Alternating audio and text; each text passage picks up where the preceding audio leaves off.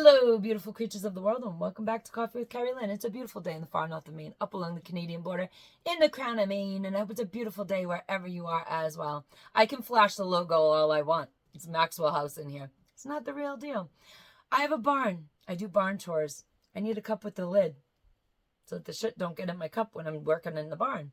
I did a short on that over a year ago. It's called Broke Bitch Tips from the Homestead. Go watch it. I'm a funny girl in my off time. Ladies and gentlemen, beautiful creatures of the world, thank you for subscribing to my channel. I appreciate each and every one of my subscribers, and I thank you from the bottom of my heart because you are the real MVPs on this channel. You guys watch my shenanigans just about every single day of the week, and you are boosting me up in the algorithm doing so. If you are not a subscriber, please think about subscribing. And if you have subscribed, thank you so much because I have earned your subscription and I totally appreciate it. Give me a thumbs up, give me a thumbs down. Any attention on YouTube's good attention. Comment in the comment section below. We have been having some great conversations in the comment section on my video. I actually read each comment and I comment back. Also, people are starting, subscribers and commenters are starting to have conversations amongst themselves in the comment section. When I started this channel just over a year ago, that was my goal. I wanted to build a community. I am not a person that screams, there's breaking news for attention. I want to come up with a solution for the problem. I like having great conversations with a variety of people. You don't have to agree with what I say. I don't have to agree with what you say, but we need to exchange ideas, and we can do that in the comment section like grown-ups. And it's just such a refreshing, it's such a refreshing thing for me because out of all the comments that we get very few people who are Karens. We get a lot of people who, you know, you can meet halfway with your ideas and your thoughts. And we get a lot of critical thinkers. We get a lot of people that think outside the box. That's why you're here on this channel, because you are an individual. And maybe somebody in the comment section has a situation, has an issue, and they're not quite able to figure out the solution. Well, other subscribers to this channel are going through those comments and they are trying to help the people that need help with whatever it is that they need help with. So I want to thank every single one of you that are doing that in the comment section.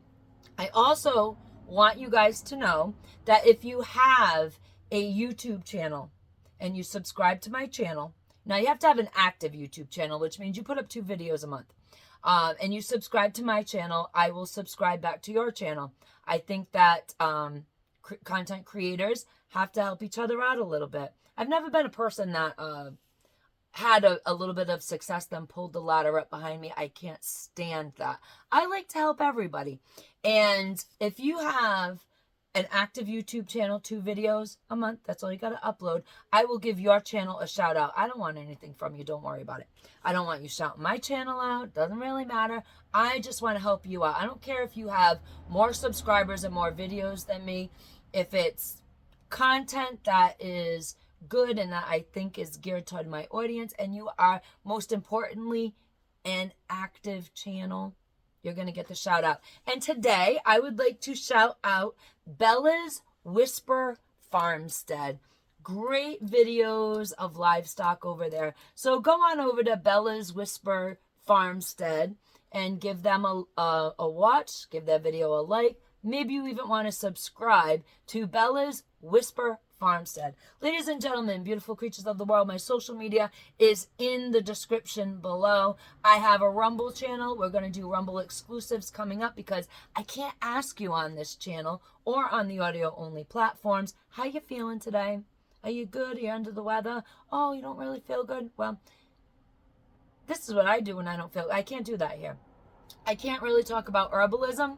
I cannot talk about anything to do with holistics. I can't talk about living close to nature in ways that I want to on these platforms. I can't talk about seed oils, diet and exercise, and building your immune system. So we're doing all that over on my Rumble channel. It's Coffee with Kerri-Lynn, no hyphen, Coffee with Kerrillynn over on Rumble. Give me a follow. Those videos are coming, and hopefully we can find solutions to people's problems over on Rumble as well. Ladies and gentlemen, beautiful creatures of the world, let's talk about H5N1 today. Not so much that it's happening. We know it's happening. We know it's transmissible between species. It's now jumping into the human species. We know that the sciencey people like to mess around with things.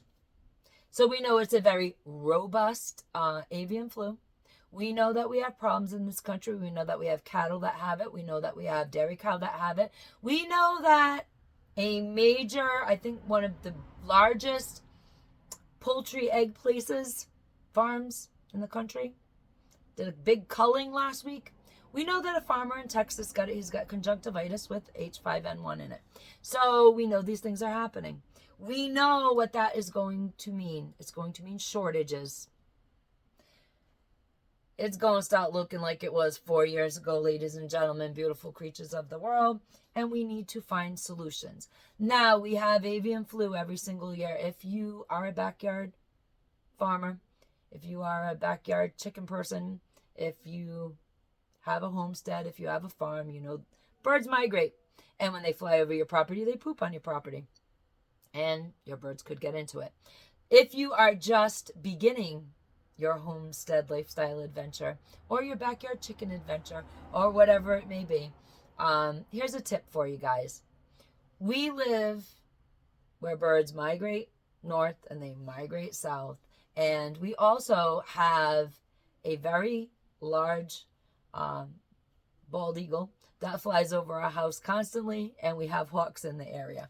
So what we do in the spring, while we do have poultry that we let free range in the summer, we let them free range. When the leaves have a beautiful canopy on them, they go into the small woodlet that they're allowed into, and they do their free ranging under the cover of the trees so that the hawks and the eagles and the migrating birds, the birds flying around, you know, it's not really a direct contact, so to speak. They have a canopy cover. In the spring and in the fall, when the birds are migrating, we keep them in a roofed run. So if you're new to chickening and you build your chicken run, just put a roof on it. There you have it. And 99.9% of your bird flu problems are going to be solved just keeping your chickens under cover. You don't have to keep them in your barn. You can just cover the run. Cover the run with plastic. 5 mil plastic, 3 mil plastic, it doesn't matter. Just cover the roof and cover the run with a makeshift roof, a little tarp. Maybe you got a tarp hanging around. Do that, and the migrating birds will not poop where your birds are because you'll have a covering. Another thing we do during bird flu season is we don't let anybody from outside the farm into our barn. We don't let you back near where the lovely little animals are. We can't do that. We do let the grandchildren back there because they have to learn, and we do let family back there, but we do a foot bath. I have a pan of water, and I put Dawn dish soap in it. I have put peroxide in it before, a little bit of bleach at times. It just depends on what's on hand in the barn. You wash your feet before you go in the barn. It is a very important sanitary practice during bird flu season. And because you never know, you're outside, people are walking parking lots and they're going from the store to their car, then they pop in by the house and want some eggs and try to follow you out to the barn. You don't know what's on the bottom of their shoes. You, the farmer, could be walking around your property, and I'm sure you wouldn't, but I mean, you could step into wild bird poop and track it into your barn. So those are just a couple things that we do during bird flu season here on our homestead And we've never had a problem in all the 14 years that we've been homesteading with bird flu. And cooler heads prevail.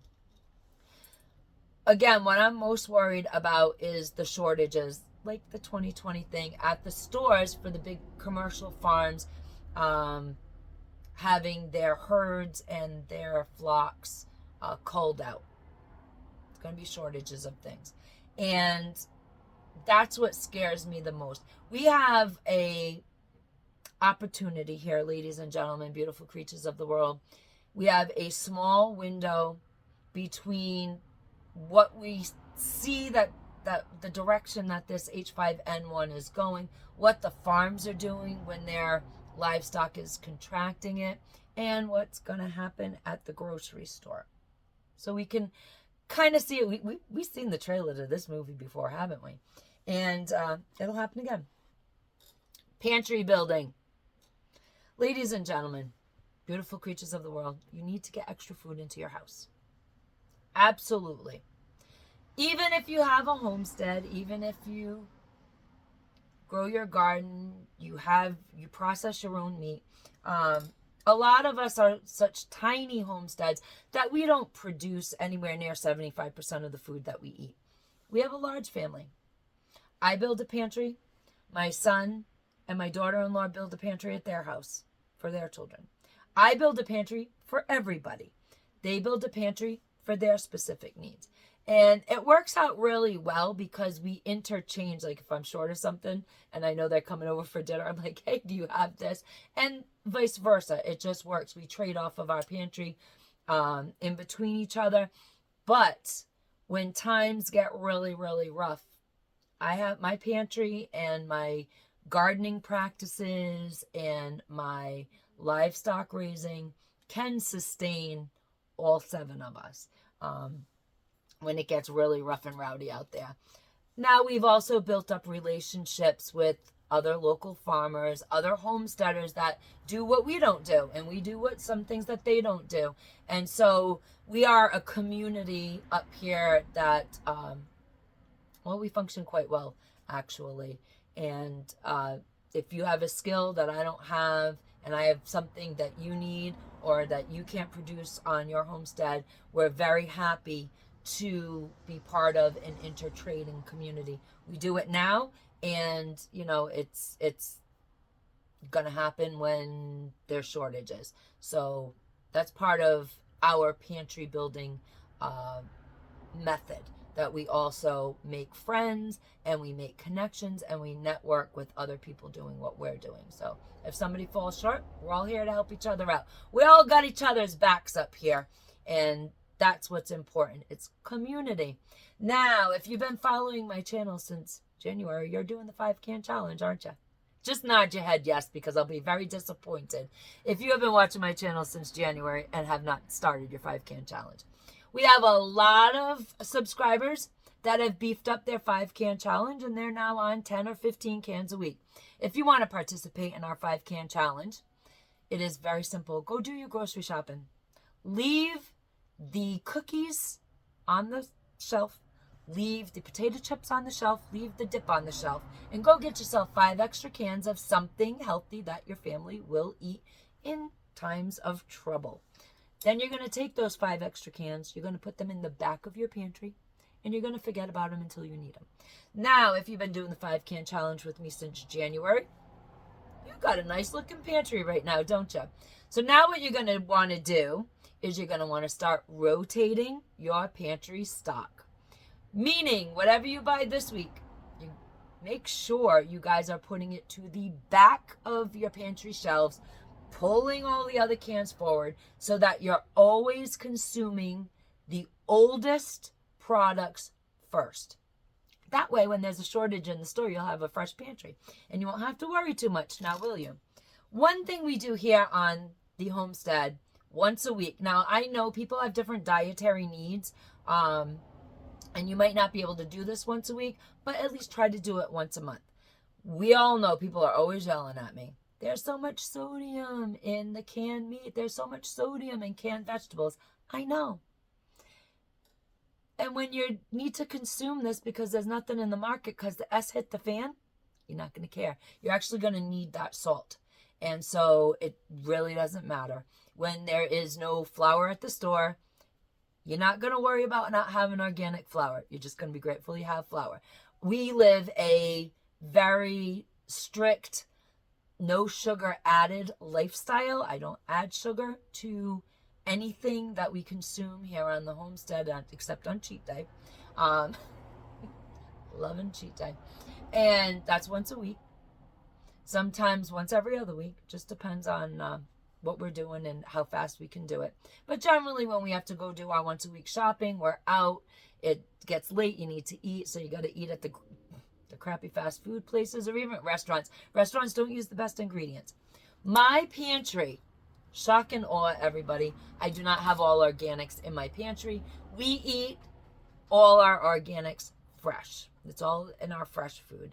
And building an organic pantry is super duper expensive. So I don't do that. I just buy the cheapest everything and I get it on my shelves, because the whole point and purpose when there's shortages in the market is to have food. And it's really not going to matter when the shortages come like they did 4 years ago and you can't get this and you can't get that. You're not going to be picky. And you're going to need the salt content that's in those cans, because salt is a mineral that your body actually needs.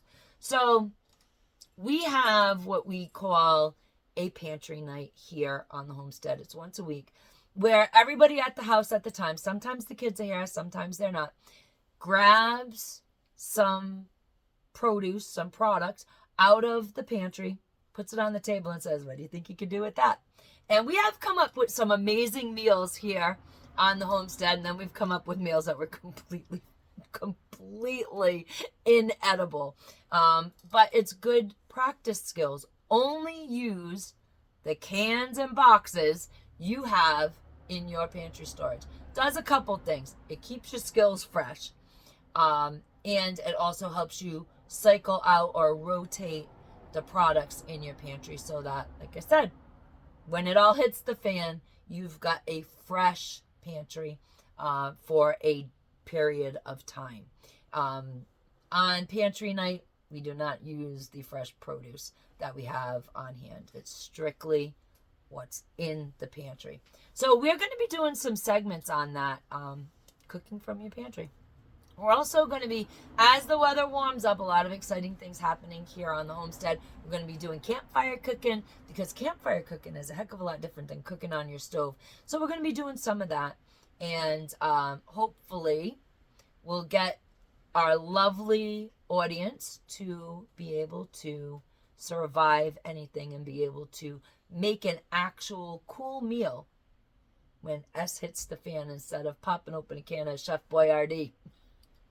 There's nothing wrong with Chef Boyardee. You need that too, because you're going to need your proteins and your fats that are in those cans. So that's a thing that we do, and that's what I'm really worried about as far as the N5H1 goes. It's the shortages that are going to come into play very shortly. So you got a small window of opportunity, ladies and gentlemen, beautiful creatures of the world, to build up your pantry. Don't do things with fear. Don't worry about what's coming. We all know what's coming. You've seen the movie before. You've lived it before. Is it going to be worse? Most likely. It's what these people do.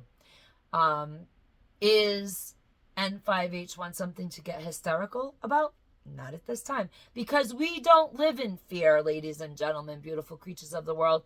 Not when we're prepared. You can prepare for anything.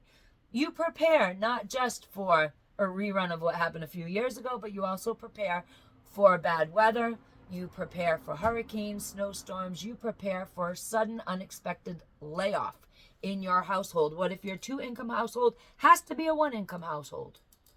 Hard enough to pay your bills as it is with 2 incomes, with the food storage. That's one thing that you're not worrying about. You're not worrying about where your kids' next meals are going to come from, or where your next meal is going to come from. You can think outside of the box, critically, on a full stomach. Ladies and gentlemen, beautiful creatures of the world, thank you for joining me today. And as always, carpe diem, because no one promised you a tomorrow.